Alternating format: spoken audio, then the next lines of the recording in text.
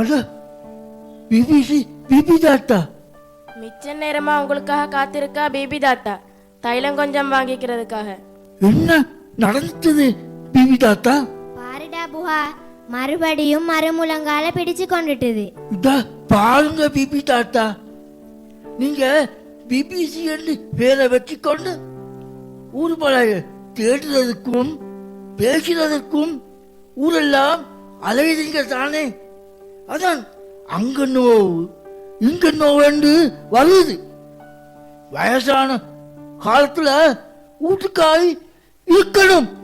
ஓ, இப்படி இப்படி இடாப்பி இடாப்பி நடந்து சுற்றி வார இவருக்கு இன்னுமே பொடியன் என்ற நினப்பு போல. கோபம் வந்தது போல பிபிசி பிபி தாத்தாவுக்கு. சரி சரி இருங்க, தைலம் கொஞ்சம் தாரேன்.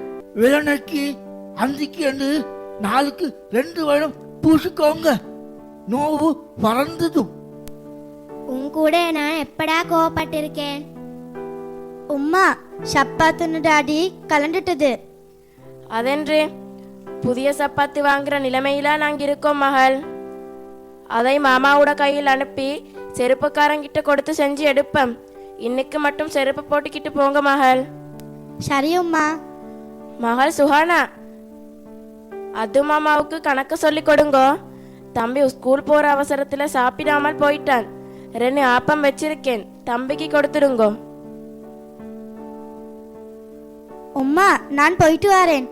அல்லாட ஹாவல் மகள், கவனமா போயிட்டு வாங்கோ. கொஞ்சம் நில்லு புள்ள, ஏண்ட வீடு வரைக்கும் 2 பேரும் சேர்ந்தே போவோமே. இன்னும் கொஞ்சம் இருந்துட்டு போகலுமே பிபி தாத்தா, 2 வடையையும் சாப்பிட்டுட்டு. பேசி பேசி 3-4 ஆப்பங்களை சப்பிட்டேனா, வயிறு பும்மன் இருக்கு, வடைக்கிடம் இல்ல. ஐஷா, 2 பேருக்கும் சொல்லிட்டேன், வா புள்ள போவோம். நல்லம் பிபி தாத்தா. வார வழியில மூசின் சேவை சந்திச்சேன். சங்கத்துக்காக தந்தாரு, சுகானாக்கு கொடுக்க சொல்லி. பிபிசி இருந்தபடியால சொல்லல நான். அப்போ புதிய சப்பாத்து ஒன்னையும் வாங்கிக்க பார்ப்போம்.